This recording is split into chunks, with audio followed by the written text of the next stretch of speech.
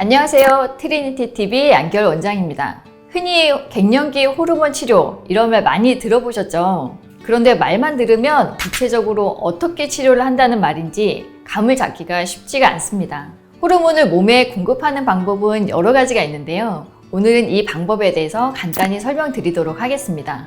호르몬 몸에 공급하는 방법은 크게 세 가지가 있습니다. 가장 먼저 떠올리기 쉬운 경구약, 즉 먹는 약을 말하죠. 두 번째는 피부에 붙이는 패치 또는 피부에 바르는 젤입니다. 피부를 통해서 호르몬을 공급한다는 것이죠. 세 번째는 질내에 직접 넣는 크림이나 질정입니다. 이 세 가지 방법 중에서 어떤 게 가장 좋다, 이런 정답은 없습니다. 개인의 증상, 현재 건강 상태 이런 거에 따라서 가장 좋은 방법을 찾아야 합니다. 그러면 각각의 장단점을 간단히 소개해 드리도록 하겠습니다. 우선 경구약은 복용이 편리합니다. 쉽죠? 그냥 먹으면 되니까요. 하지만 매일 꼬박꼬박 챙겨서 먹는 거는 쉽지 않습니다. 또 갱년기 증상을 없애기 위해서 약을 먹었는데 이 약 때문에 속이 메스껍거나 소화가 잘 안 되거나 이런 다른 장기에 부작용이 생길 수가 있습니다. 간에서 대사되는 약이기 때문에 간이 좋지 않은 분들, 그리고 고지혈증, 당뇨 같은 질환이 있는 분들은 먹는 약이 아닌 다른 방법을 찾으시는 것이 좋습니다. 피부를 통한 호르몬 투여의 장점은 먹는 호르몬에 비해서 적은 용량의 에스트로겐이 들어간다는 거, 투여를 시작하고 투여를 중단하는 게 편리하다는 거, 그냥 붙였다가 떼면 되니까요.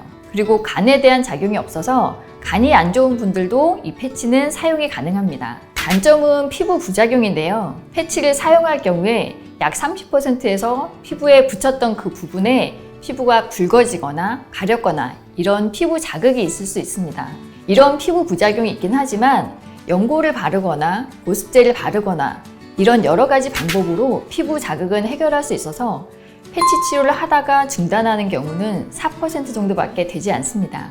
질 안쪽으로 넣는 약은 폐경과 관련된 전신적인 증상, 예를 들면 안면 홍조나 수면 장애 이런 전신적인 증상이 없고 질 건조증이나 소변을 자주 보거나 성교통 같은 비뇨기, 생식기 쪽의 증상만 있는 경우에 가장 먼저 고려해 볼 수 있는 좋은 방법입니다.